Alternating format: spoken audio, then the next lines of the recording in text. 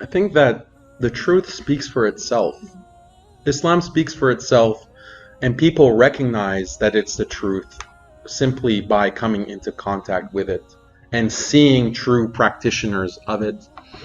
And there are so many examples of this in our history, and even of the Prophet ﷺ, where people would come and just see his face and say that this is not the face of a liar, and then they would become Muslim just by seeing his face, sallallahu alaihi wasallam. I think that the tendency is to think that if we make Islam more conformant to what already exists and what is already accepted by people, then it's going to be more acceptable. This is wrong. Okay? All you're doing is justifying your own nafs or desires. You're trying to justify your own desires by fitting in so that you're comfortable, so that it's convenient for you. In reality, we should really emphasize the parts of Islam that are distinct and different from the dominant paradigm and thought process and worldview of people in the world today.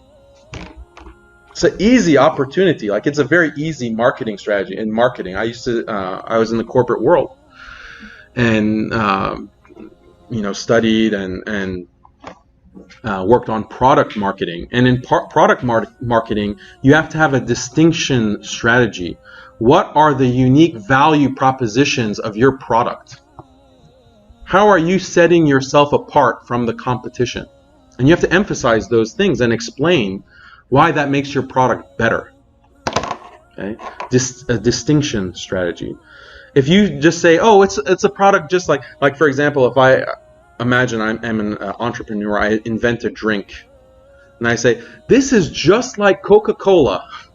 It's exactly like it in every way.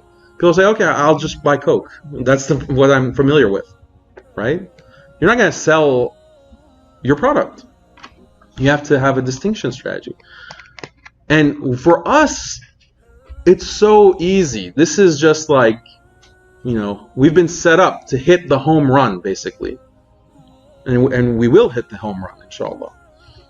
Because all of these issues in this clown world, all of these problems that are leading to what I mentioned at the beginning of the talk, the stress, the depression, the suicide, the loneliness, the shamelessness, all of these things are addressed in spades in Islam. And the solution, the perfect divine guidance and solution is Islam.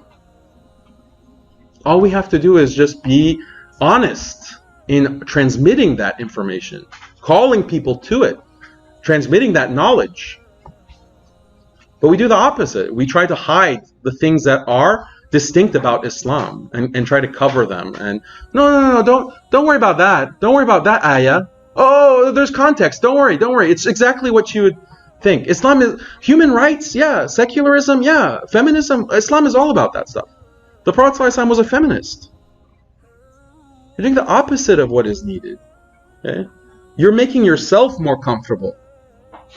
You're not doing any service for the sake of Allah. You're not doing any service for da'wah in doing this. You're transmitting part of the book and you're hiding part of it.